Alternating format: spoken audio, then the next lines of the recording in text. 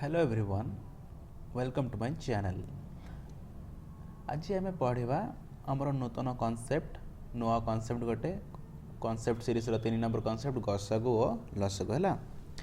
तो पिले देखिए आम गसागु क्या कहते लसागु क्या कहते यार उदाहरण कौन सब अच्छा केमी आम लसागु बाहर करवा केमी आम गसागु बाहर करवा से विषय टे जाना है। तो चलो जी आग को बढ़ा। गसागुर अर्थ हूँ गरिष्ठ साधारण गुणनीयक। गरिष्ठ साधारण गुणनीयक ना गरिष्ठ साधारण गुणनीयक दुई बा अधिक संख्या मानकर साधारण गुणनीयक गुड़िक मध्य सबुठार बड़ गुणनीयक को गसागु बोली कहते। ये जब आम उदाहरण गोटे ना मनकर आम 6 गोटे नहीं आ गोटे नहीं आमर केते 6 गोटे आ गोटे 9 नहीं है। तो पिले यही दुईटी संख्यार गसागु में केमती बाहर करवा। तो पिले ये देख ये 6 जो साधारण गुणनीयक गुड़िक अच्छा से सब हूँ 1 2 3 आउ 6 निजे है। सेमती 9 साधारण गुणनीयक गुड़िक होती आमर गुणनीयक गुड़िक अच्छा आमर 1 3 आउ 9। तो यही दुईटी संख्या भितर एमनकर जो गसा गुड़िक अच्छा गसागु ये गसागु मान भर सब बड़ गसागु किए 1 तो छोट होगा ना। तो 3 एम भर 3 ये देख दे 3 जो 3 लिखाई ना ये 3 3 हूँ बड़ ना। ताले यही दुईटी संख्यार गसागु तुम बाहर करवा आमर गसागु आसो आमर 3। ठीक अच्छे आग को बढ़ा और एग्जांपल देखा उदाहरण देखा। ये आम जदि आम नवा ये मन को लिखाई 6 12 15 18 यही संख्या गुड़िकर आम कौन काढ़ा आम संख्या गुड़िकर गसागु बाहर करा गसागु आम पे एमती एक्चुअली काढ़ी था एमती गोटे कोठरीटे नहीं था। ये देख सबू संख्या केते एक द्वारा भाग करवा न करवा सामान है। तापर देखिए केते द्वारा जीव एटा 2 द्वारा जाऊँगी एटा 2 द्वारा जाऊँगी एटा 2 द्वारा जाऊनी एटा 2 द्वारा जाऊँगी। तो ये सब गुड़ संख्या गोटे निर्दिष्ट संख्या द्वारा विभाज्य हवा दरकार। जब आम 3 द्वारा ना ये नवा ये 2 तो ये आसो आमर के 4 ये आसो 5 ये आसो आमर 6। ताहले जो 3 देखिपुच ये 3 ये 3 ये जो संख्याटे ये हूँ आमर गसागु अर्थात अतएव 6 12 15 और 18 कौन गसागु हूँ गसागु इक्वल टू 3। आउ गोटे एग्जांपल नवा आम चलो एग्जांपल नवा आम गोटे हाँ को एग्जांपल नवा ये मनकर आम नवा 5 7 हाँ 5 7 10। तो एमान भितर पिले कौन से साधारण गुणितक नहांती एमान भितर साधारण गुणितक किसी नहांती यार गसागु हूँ 1। जदि मौलिक संख्या थे मौलिक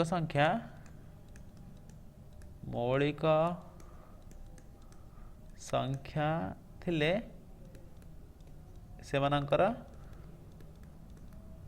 गसागु 1 है सेमानंकर गसागु मोर 1 हम 1। तो पिले सेमती देखा आम आउर एग्जांपल नवा मन को नवा 4 8 12। तो यही जो संख्या मानकर जब आम गसागु नवा यहाँ 2 द्वारा विभाज्य हम तो ये आसिल 2 यहाँ 2 द्वारा विभाज्य हम 4 यहाँ 12 को 2 द्वारा विभाज्य करवा आसो आमर 6 है। पुणी संख्या 2 द्वारा विभाज्य 2 1 2 3 ताले आमर जो गसागु हम से गसागु हम 2 गुणन 2 इक्वल टू 4 है।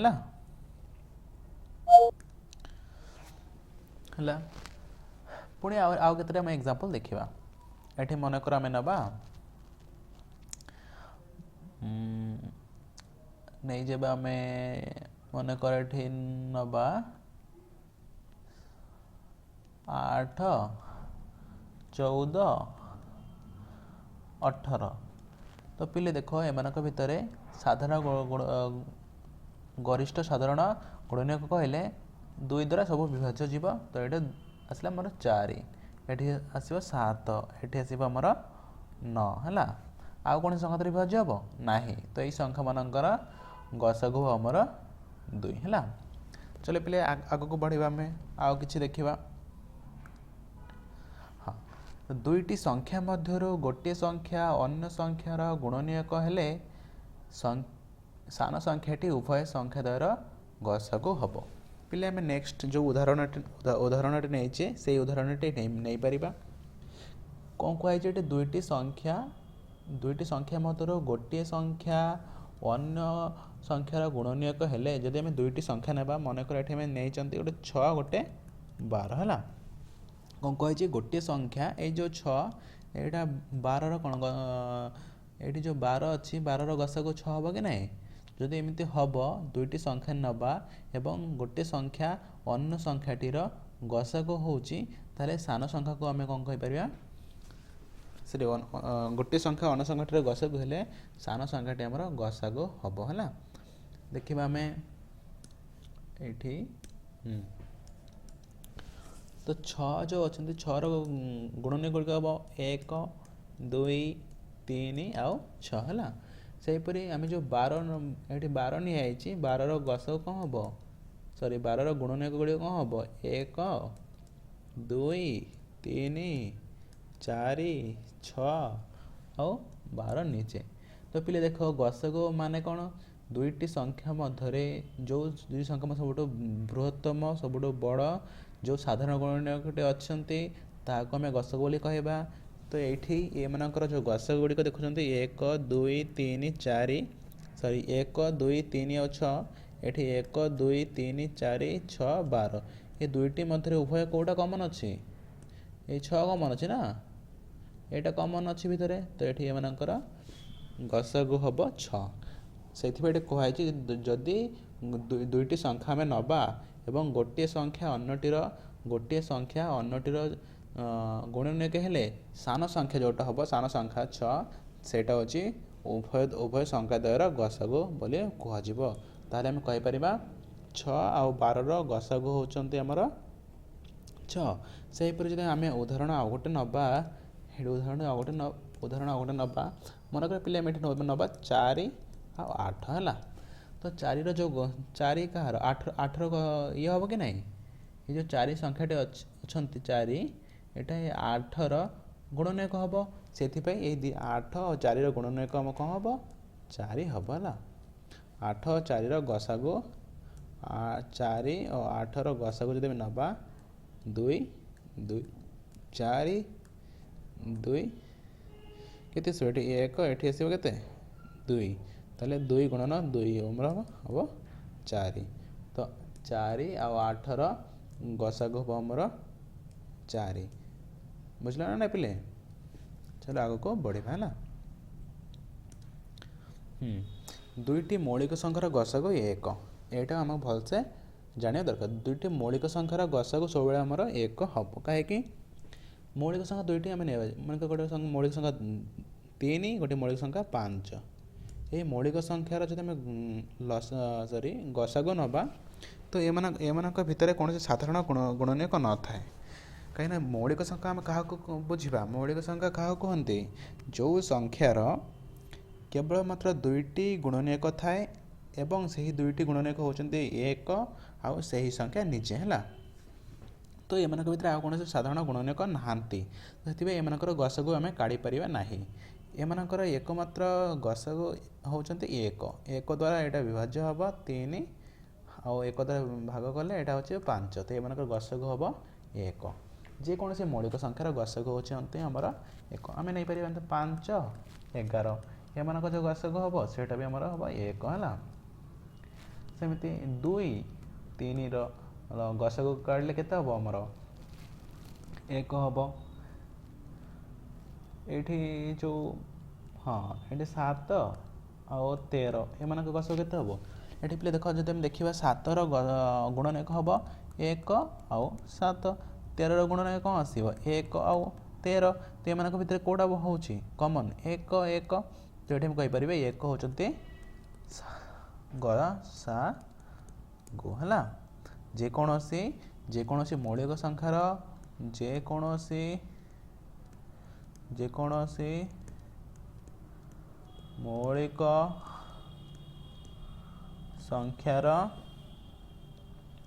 संख्यार गसागु मोर 1 हम 1 है बुझल ना नहीं तो ठीक अच्छे चलो आगो जीवा तापर आम देखा लसागु विषय किसी जानिबा तथ्य है लसागु पूरा ना हूँ लघिष्ठ साधारण गुणितक है दुई बा अधिक संख्या मानकर साधारण गुणितक गुड़िक मध्यरु सबुठारु क्षुद्रतम गुणितक को लघिष्ठ साधारण गुणितक बा लसागु कहती। तो बिले आमे देखिबा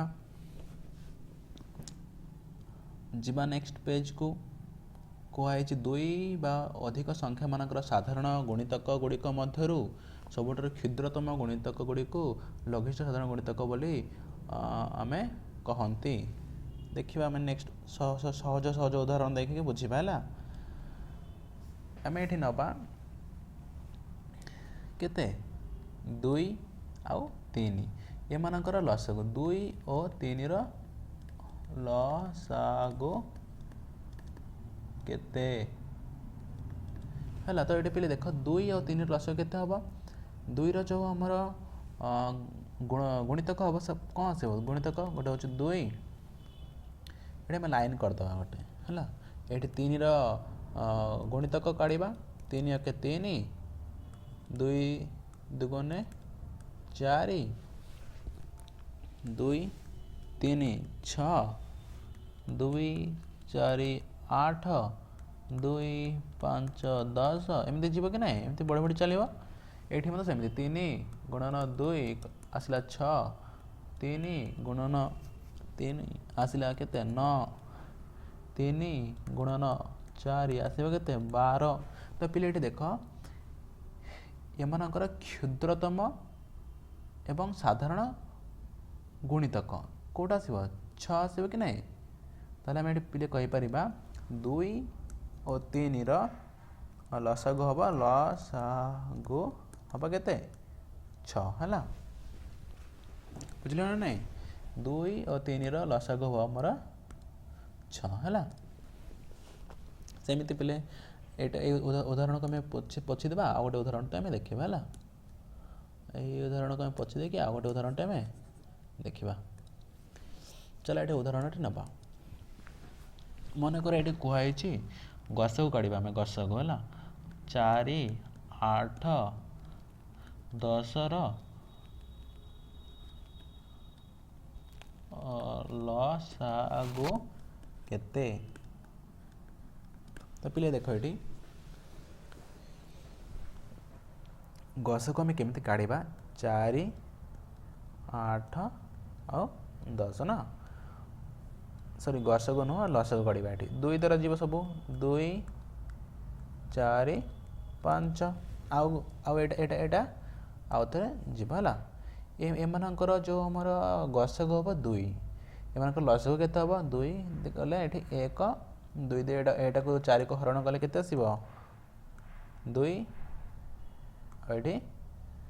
आउ किछि आसीबो नहीं ये 5 रही है तो पिले ये देख एमानकर लसागु केते हम लसागु इक्वल केते आसीबो ए लाइन टोटली मल्टीप्लाई करवा 2 गुणन 2 गुणन 1 गुणन 2 गुणन 5 है केते आसिला ये 2 गुणन 2 गुणन 1 गुणन 2 गुणन 5 केते आसिला 2 गुणन 2 4 4 8 5 40 तो आसला 40 बुझल ना नहीं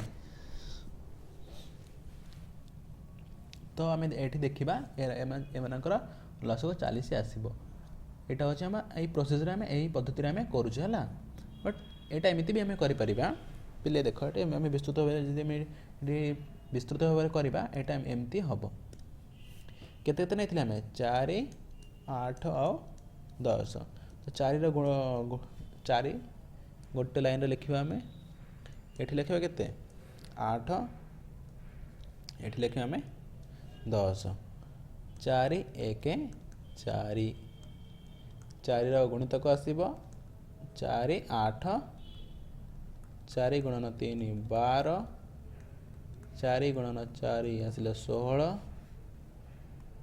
4 गुणन 5 आसिले के 20 4 गुणन 6 आसिले के 24 4 गुणन अच्छा यहाँ टी आम करके मुझे बताऊँ है हाँ तो पिले देख 4 आम कौन लिखा 4 जो आम गुणितक गुड़िक 4 8 12 16 20 24 28 32 36 40 है सेमती 8 गुणितक आम देखा 8 16 24 32 40 सेमती 10 गुणितक तुम जानते हो पिले 10 20 30 40 50 एमती हम कि ना तो ये भर देख पिले सब कमन कौट आसी 40 ना ये 40 आसला ये भी 40 आसला यार गुणितक 40 आसला तो आम साधारण गुणितक को बाछा साधारण गुणितक कौटा क्षुद्रतम साधारण गुणितक कौटा आसब 40 40 40 ये 40 तो एम गसगु आसब आमर 40 बुझल ना ना यहाँ आम एमती भी कर पे एमती भी एमती जो बहुत लंग हो प्रोसेसटा एक गोटे लाइन रे भी आम एमती कर ये देख जो 4 गुणित गुड़िक हूँ 4 8 12 16 20 24 केते 28 32 36 40 8 केते आसब 8 16 24 32 40 एमती एमती जो कि ना 48 एमती बढ़े चलो 10 सेमती 10 20 30 40 तो ये मानक भितर समस्त भितर कमन अच्छे के 40 40 और 40 तो आम एमकर साधारण गुणितक हम 40 क्षुद्रतम साधारण गुणितक जहाँ आम कह लघिष्ठ साधारण गुणितक तो ये हूँ लसागु हूँ 40 बुझल ना ना पिले तो यार पद्धति आम केमी बाहर करवा आम केमी लसागु बाहर करवा इजी फर्मुला हो इजी पद्धति होमर मुझे ऊपर को देखी जमी ये देखिए पिले 4 8 और 10 एमती ब्राकेट नहीं कि जो बाहर कर बहुत इजी प्रोसेस हम है बहुत इजी प्रोसेस हम है जीवा पिले आग को जीवा आग को बढ़िया नेक्स्ट दुईटी संख्या मध्य गोटे अन्यटीर गुणित कहते बड़ संख्याटी संख्या द्वयर लघिष्ठ साधारण गुणितक बा लसग कह ये मुझे गोटे उदाहरण देवाक चाहूँगी पिले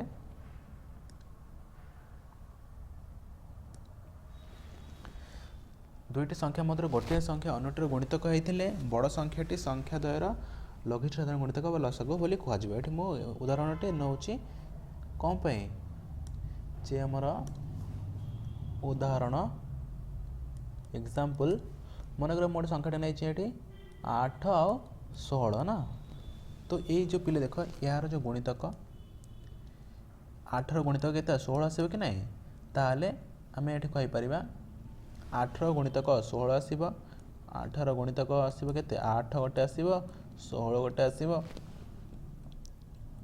24 गोटे आसब है तो ये सब तार गुणितक सेमती 16 गुणितक आसब के 16 32 एमती बढ़ कि क्षुद्रतम गुणितक कौट आस 16 16 तो आम ये कह क्षुद्रतम लघिष्ठ साधारण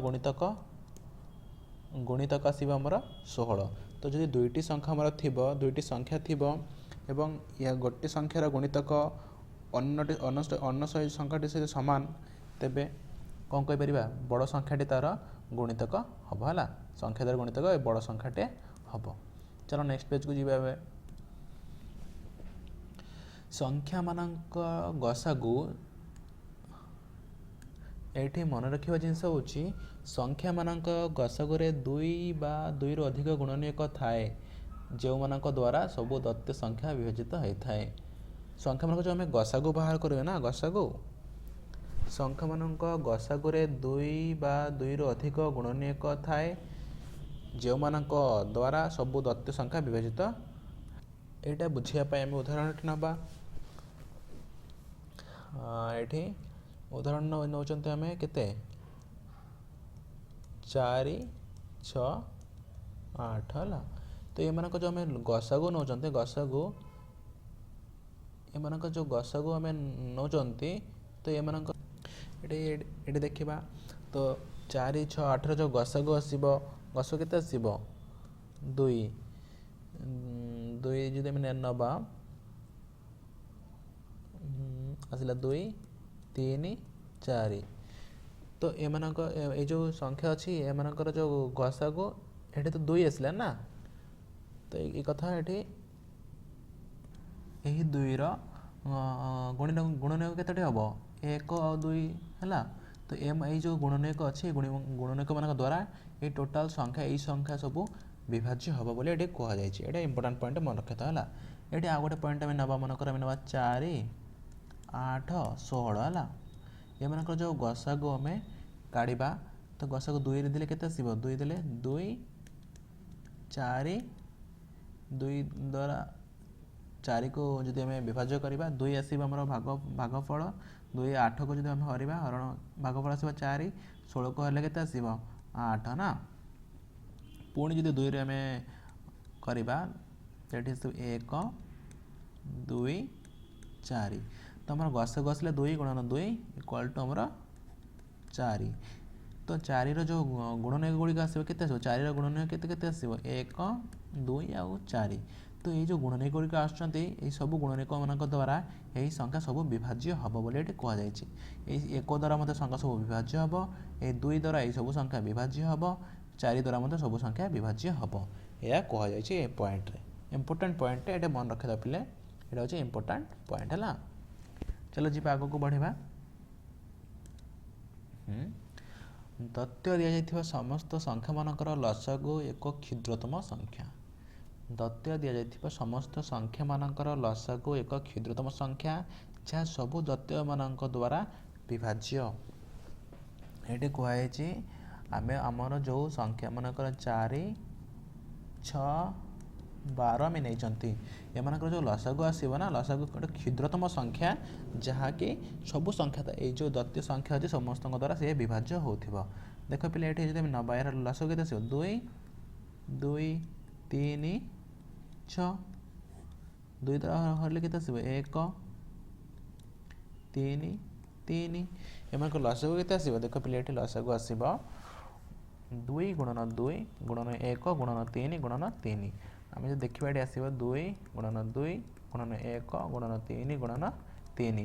2 ଦୁଗୁଣେ 4, 4 1 4, 4 3 12, 36 ଆସିଲେ ଆମର 36। ଏମାନଙ୍କର ଯେଉଁ ଲସାଗୁ ସେ ହେଉଛି 36। ତ ଏଇ ଯେଉଁ 36 ସଂଖ୍ୟାଟି ଏଇଟା 4 ଦ୍ୱାରା ମଧ୍ୟ ବିଭାଜ୍ୟ ହେବ, ଏ ସଂଖ୍ୟାଟି 6 ଦ୍ୱାରା ବି ବିଭାଜ୍ୟ ହେବ, ଏ ସଂଖ୍ୟାଟି 12 ଦ୍ୱାରା ବି ବିଭାଜ୍ୟ ହେବ। ଏଇଟା ଏଠି କୁହାଯାଇଛି ହେଲା, ବୁଝିଲ ନା ନାହିଁ। ସେମିତି ଯଦି ଆମେ ଆଉ ଗୋଟେ ଏକ୍ଜାମ୍ପଲ୍ ଏଠି ନେଇପାରିବା। ଆମେ ମନେକର ଆମେ ନେଇଯିବା ଏଠି 3, 5, 10 ହେଲା। 3, 5, 10 ଏମାନଙ୍କର ଲସାଗୁ କାଢ଼ିବା। ଏମାନଙ୍କ ଗସାଗୁ ତ ଭାଇ 1 ହେବ, କାହିଁକିନା ଯେହେତୁ ମୌଳିକ ସଂଖ୍ୟା ଏମାନଙ୍କ ଲସାଗୁ ସବୁବେଳେ 1 ହେବ ହେଲା। ତ ଏଠି ଆମେ 5 ଦ୍ୱାରା ନେଇପାରିବା, 3 ଜାଗାରେ କିଛି ରହିବନି, 3 ତଳକୁ ଆସିବ, 5 ଏଠି 1 ରହିବ, ଏଠି ଆମର 2 ରହିଲା। ତ ଏମାନଙ୍କର ଲସାଗୁ ଆସିବ କେତେ, 5 ଗୁଣନ 3 ଗୁଣନ 1 ଗୁଣନ 2 କେତେ ଆସିବ, 15 ଗୁଣନ 1 15 ଗୁଣନ 2 ଇକ୍ୱାଲ୍ ଟୁ 30। ତ ଏ 30 ଏଠି ଆମର ଆସିଲା ହେଲା। 30 ଯେଉଁ ସଂଖ୍ୟାଟି ଏଇଟା ହେଉଛି ଆମର ଲସାଗୁ, ଲସାଗୁ ଏବଂ ଏଇ ଯେଉଁ ସଂଖ୍ୟା ଗୁଡ଼ିକ ଅଛନ୍ତି 3, 5, 10 ଏମାନଙ୍କ ଦ୍ୱାରା এই ସଂଖ୍ୟାଟି ସମ୍ପୂର୍ଣ୍ଣ ରୂପରେ ବିଭାଜ୍ୟ ହେବ ହେଲା। ଠିକ୍ ଅଛି ନା ନାହିଁ? ଠିକ୍। ତେବେ ଚଲ ଆଗକୁ ଯିବା। ହଁ, ଏବେ ଆସିଲା ଆମର ଫର୍ମୁଲା ଟ୍ରିକ୍ସ ହେଲା। ଫର୍ମୁଲା କ'ଣ? ଯେ ଯଦି ଆମର ଦୁଇଟି ସଂଖ୍ୟା ଦିଆହେଇଛି, ଆମର ଦୁଇଟି ସଂଖ୍ୟା ଦିଆହେଇଛି, ସେମାନଙ୍କର ଲସାଗୁ ଗୁଣନ ଗସାଗୁ ଯାହା ହେବ ସେଇ ସଂଖ୍ୟା ଦୁଇଟିର ଗୁଣଫଳ ସହିତ ସମାନ ହେବ। ଏଇଠି ଆମର ଲେଖା ହେଇଛି ନା। ଯଦି ଆମକୁ ଲସାଗୁ ଗୋଟେ ସଂଖ୍ୟାର ଯଦି ଦୁଇଟି ସଂଖ୍ୟା ଦିଆହେଇଛି ସେମାନଙ୍କ ଲସାଗୁ ଏବଂ ଗସାଗୁର ଗୁଣଫଳ ଯାହା ହେବ ସେ ସଂଖ୍ୟା ଦୁଇଟିର ଗୁଣଫଳ ସହିତ ସମାନ ହେବ ହେଲା। ଦେଖିବା ଆମକୁ ମନେକୁ ଦିଆଯାଇଛି 4 ଆଉ 6 ଏ ଦୁଇଟି ସଂଖ୍ୟା ମନେକୁ ଆମକୁ ଦିଆଯାଇଛି। ବୁଝିଲ ନା ପିଲେ? ଦେଖ ଏଠି ମନେକର ଏଠି ଦୁଇଟି ସଂଖ୍ୟା ଦିଆଯାଇଛି 4 ଓ 6। ତ ଏମାନଙ୍କର ଲସାଗୁ କେତେ ଆସିବ? ଏମାନଙ୍କର ଲସାଗୁ ଯଦି ଆମେ ଏମାନଙ୍କ ଗସାଗୁ କାଢ଼ିବା, ଗସାଗୁ ଆସିବ 2, 2, 2, 3। ଏମାନଙ୍କର ଲସାଗୁ ଆସିଲେ ଆମର ଗସାଗୁ ରହିଲା 2। ଏଠି ଲେଖିଦେବା ଏଇ କେସ୍ ପାଇଁ ଲସାଗୁ ଇକ୍ୱାଲ୍ ଟୁ କେତେ ଆସିବ? 2 ଗୁଣନ 2 ଗୁଣନ 3, 2 2 4 ଗୁଣନ 3 ଆସିଲେ 12। ଗସାଗୁ ଆସିଲା ଆମର 2। ତ ଲସାଗୁ ଗୁଣନ ଗସାଗୁ କେତେ ଆସିଲା? ଏଠି ଲସାଗୁ, ଏଇଟା ହେଉଛି ଗସାଗୁ। ତ ଲସାଗୁ ଗୁଣନ ଗସାଗୁ ହେଉଛନ୍ତି ଆମର 12 ଗୁଣନ 2 ଇକ୍ୱାଲ୍ ଟୁ 24 ହେଲା। ସଂଖ୍ୟା ଦୁଇଟି କେତେ ଥିଲା? ଆମର 4 ଗୋଟେ 6। ତାହେଲେ ଆମେ ଲେଖିପାରିବା 4 ଗୁଣନ 6 ଇକ୍ୱାଲ୍ ଟୁ 24।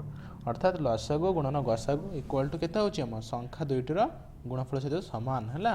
ତୁମେମାନେ ପିଲେ ସବୁ ଏସବୁ ପ୍ରମାଣ କରିପାରିବ। ଏମିତି ଦୁଇଟା ସଂଖ୍ୟା ନେଇଯାଅ, ସେମାନଙ୍କ ଲସାଗୁ କାଢ଼, ସେମାନଙ୍କର ଗସାଗୁ କାଢ଼, ଦେଖ ସେମାନଙ୍କ ଲସାଗୁ ଗୁଣନ ଗସାଗୁ ଯାହା ହେବ ସେହି ସଂଖ୍ୟା ଦୁଇଟିର ଗୁଣଫଳ ସହିତ ସମାନ ହେବ ହେଲା। ନିଜେ ଚେଷ୍ଟା କରିକି ଦେଖ। ତାପରେ ଫର୍ମୁଲା ହେଉଛି ଲସାଗୁ କେତେ ହେବ? ଲସାଗୁ ଇକ୍ୱାଲ୍ ଟୁ ସଂଖ୍ୟା ଦୁଇଟିର ଗୁଣଫଳ ବାଇ ଗସାଗୁ। ପିଲେ ଏ ଉପର ଉଦାହରଣଟି ନେଇଯାଅ। ଏଠି ମୁଁ ଏଠି କ'ଣ ନେଇଥିଲି? 2 ନେଇଥିଲି ଆଉ 4 ନେଇଥିଲି ନା। ତ ଏଠି 2 ଆଉ 4 କଥା ନେଇଯାଅ, 2 ଆଉ 4। ତ ଏହାର ଲସାଗୁ କେତେ ଆସିଲା? ଲସାଗୁ ଉପରୁ ଦେଖ ପିଲେ, ଲସାଗୁ କେତେ ଆସିଥିଲା? ଏଠି 12 ଆସିଲା ଲସାଗୁ। ତୁମେ ଲେଖିବା ଲସାଗୁ 12। ଗସାଗୁ କେତେ ଆସିଲା ଆମର? ଗସାଗୁ ଆସିଲା ଆମର 2। ତ ଏଠି ଏଇ ଫର୍ମୁଲାରେ ଏଇ ଯେଉଁ ଫର୍ମୁଲା ଦିଆହେଇଛି ସୂତ୍ର, এই ସୂତ୍ରରେ ତୁମେ ଏଠି ଆପ୍ଲାଏ କର। ତ ପିଲେ ଦେଖ ଲସାଗୁ, ମନେକର ଲସାଗୁ ତୁମକୁ ଜଣା ନାହିଁ ହେଲା। ଲସାଗୁ କେମିତି କାଢ଼ିବ? ସଂଖ୍ୟା ଦୁଇଟିର ଗୁଣଫଳ। ସଂଖ୍ୟା ଦୁଇଟିର ଗୁଣଫଳ କେତେ ଆସିବ? 4 ଗୁଣନ 6 24। ସଂଖ୍ୟା ଦୁଇଟିର ଗୁଣଫଳ କେତେ ଆସିଲା? 24। ଗସାଗୁ କେତେ? ଗସାଗୁ ଆସିଲେ ଆମର ଏଠି 2। ତ ଏଠି ଗସାଗୁ ଦେଇକି ଭାଗ କରିଦେବା। କେତେ ଆସିବ? 12। ତ 12 କାହା ସହିତ ସମାନ ହେଲା ନା? ଲସାଗୁ ସହିତ ସମାନ ହେଲା ନା ନାହିଁ? ଏଇ ଯେଉଁ 12 ଅଛି, 12 ଏଇଟା ଲସାଗୁ ସହିତ ସମାନ ହେଉଛି ନା ନାହିଁ? ଏଠି ହେଉଛି, ସମାନ ହେଉଛି।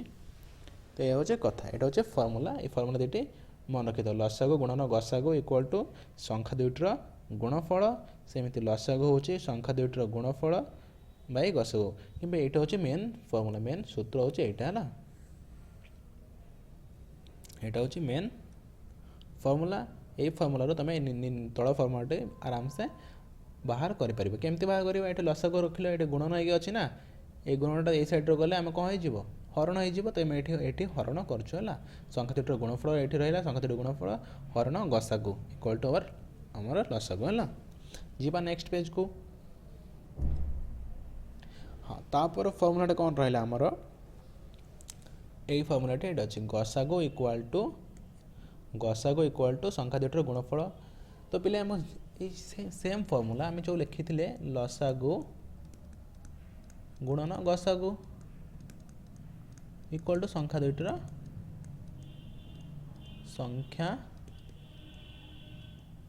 ଦୁଇଟିର ଗୁଣଫଳ ନା। ଏଇଟା ଆମେ ଲେଖିଥିଲେ। ତ ଏଇ ଯେଉଁ ଫର୍ମୁଲାରୁ ଏଇସବୁ ଆମେ ଆରାମରେ ମାନେ ଇଜିଲି ବାହାର କରିପାରିବା। କେମିତି? ଦେଖ ପିଲେ ଏଠି ସଂଖ୍ୟା ଦୁଇଟିର ଗୁଣଫଳ ରହିଲା, ସଂଖ୍ୟା ଦୁଇଟିର ଗୁଣଫଳ। ଏଠି ଯଦି ଆମେ ଗସାଗୁକୁ ରଖିବା, ଏଠି ଲସାଗୁ ଗୁଣନ ହେଇକି ଥିଲା, ଏପଟେ ଆସିକି ହରଣ ହେଇଯିବ ହେଲା। ତ ଗସାଗୁ ଇକ୍ୱାଲ୍ ଟୁ କେତେ ଆସିବ? ସଂଖ୍ୟା ଦୁଇଟିର ଗୁଣଫଳ ହରଣ ଲସାଗୁ। ସେମିତି ଗୋଟିଏ ସଂଖ୍ୟା ଆମେ କେମିତି କାଢ଼ିବା? ଆମେ କ'ଣ ଜାଣିଛେ? ଯିବା ଆମେ ନେକ୍ସଟ ପେଜ୍କୁ ଟିକେ ବୁଝିବା ହେଲା। এই ফর্মুলা आम बुझा कौन लिखाई जे गोटे संख्या जानापी कौन कर संख्या दुईटर लसागु जदि दत्त अच्छी लसागु गुणन गसागु बाय